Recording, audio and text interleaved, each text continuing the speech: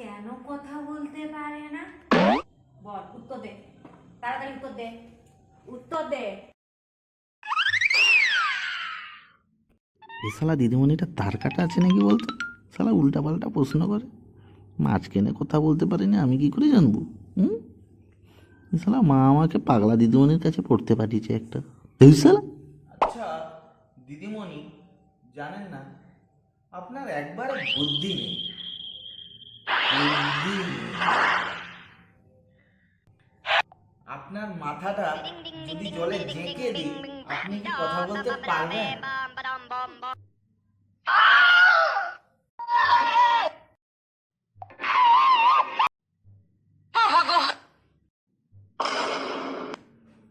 আমায় একটু জায়গা